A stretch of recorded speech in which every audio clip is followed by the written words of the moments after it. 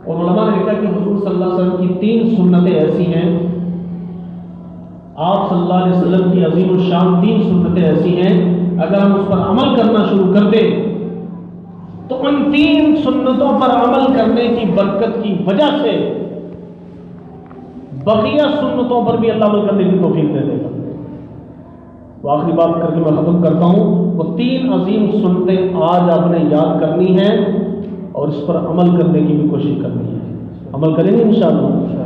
پہلی سنت یہی جو بیان کی گئی ہے، ایک دوسرے کو سلام کرنا۔ ایک دوسرے کو کیا کرنا؟ سلام کرنا۔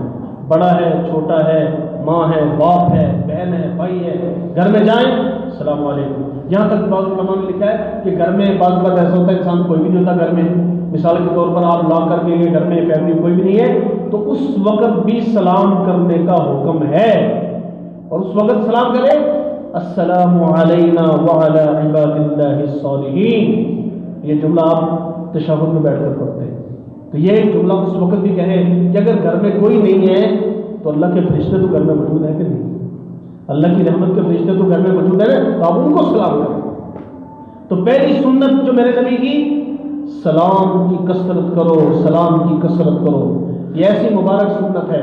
اور دوسری سنت آپ صلی اللہ علیہ وسلم کی جو عظیم سنت ہے کہ جس کام کو اللہ کے نبی صلی اللہ علیہ وسلم نے دائیں ہاتھ سے کرنا پسند کیا ہے اس کو دائیں طرف سے شروع کیا جائے۔ مثال کے طور پر آپ مسجد میں داخل ہوئے ہیں تو آپ کو داخل ہونے کا پتہ ہونا چاہیے کہ دایاں پاؤں مسجد کے اندر پہلے رکھنا، یہ ہے دائیں طرف سے ابتدا کرنا۔ کوئی چیز دینی ہو تو دائیں طرف سے ابتدا کی جائے، کسی چیز کو پکڑانا ہو تو دائیں ہاتھ سے پکڑایا جائے۔ یہ میرے نبی کی سنت طریقہ ہے کہ دائیں طرف سے کیا کرنا؟ ابتدا کرنا۔ اب یہاں پہ تو ماشاءاللہ سارا نظام الٹا چلتا ہے۔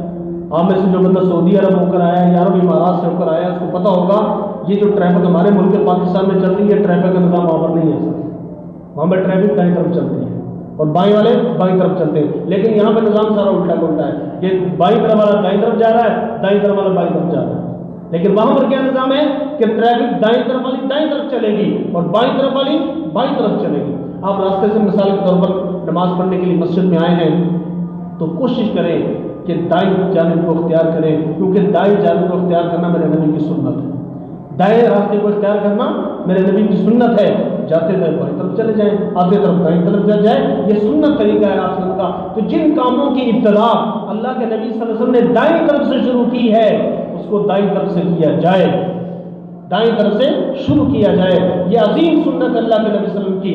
اور تیسری سنت ہے آپ صلی اللہ علیہ وسلم کی، اگر انسان اس پر عمل کرنا شروع کر دے، وہ ہے کثرت کے ساتھ اللہ کا ذکر کرنا، کثرت کے ساتھ اللہ کا ذکر کرنا۔